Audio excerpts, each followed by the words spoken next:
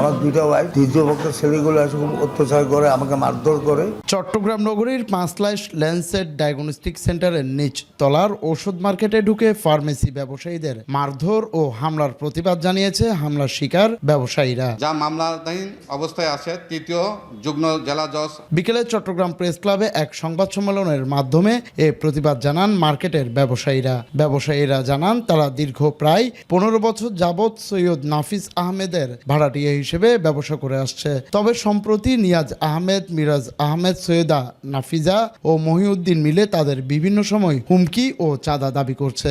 আমরা যাতে ব্যবসা চালু রাখতে না পারি, ব্যবসা প্রতিষ্ঠান বন্ধ রাখি পদক্ষেপ নেয়। ভুক্তভোগীরা জানায় গতকাল রাতে তারা দোকান বন্ধ করতে বলে একটি দোকানে তালা মেরে দেয় এবং এক পর্যায়ে এক দোকানিকে মারধর করে জুতা পেটা করে। আমি জোহরা ফার্মেসিতে দোকানদারি করি, আমার সহকর্মী রক্তিম দে। হঠাৎ আমরা দোকানদারি করতেছি, ওনারা আসে দোকানটা বন্ধ করে দিতে চাই, মানে বলতেছে তোমরা দোকানদারি করতে পারবে না, এই আর কি। মানে বলতেছে আমাকে আর আমার সহকর্মীকে মানে বাড়ি করে দেয় দোকান থেকে।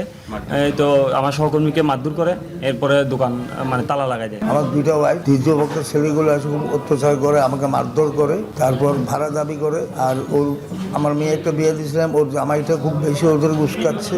ওর ভাই নাকি সচিব বলে কালকে দোকানে আইসা দোকানদারদেরকে জুতা দিয়ে পিড়েছি। তারপর দোকান বন্ধ করে দিয়েছিল, পরে আইসা আমি দোকান খুলে দিছি, পরে 2 ঘন্টা বাদে আবার দোকান বন্ধ করে দিয়েছি। ভুক্তভোগী ব্যবসায়ীরা এ বিষয়ে স্থানীয় থানায় একটি সাধারণ ডায়েরি করেন। সংবাদ সম্মেলনের মাধ্যমে এই ধরনের কর্মকাণ্ডের দৃষ্টান্তমূলক বিচার দাবি করেন ভুক্তভোগী ব্যবসায়ীরা। সংবাদ সম্মেলনে উপস্থিত ছিলেন দোকান মালিক সৈয়দ নাফিস আহমেদ, ব্যবসায়ী জুয়েল দে, রাজীব, সুমন সহ অন্যান্যরা। এটার পুনরাবৃত্তি না ঘটে এই সন্ত্রাসী কাণ্ড এবং মবের বিরুদ্ধে আমরা সোচ্চার হয়ে দাঁড়াতে পারি এবং এটার বিরুদ্ধে আমরা অলরেডি থানার মধ্যে জিডি করেছি। তা আমরা চাচ্ছি যে সাংবাদিকের মাধ্যমে প্রশাসনের কাছে যেন মানে নির্দিষ্ট পরিমাণ মানে সুনির্দিষ্টভাবে যেটা আমরা একটা বিচার পাই। ডেস্ক রিপোর্ট, সময় নিউজ।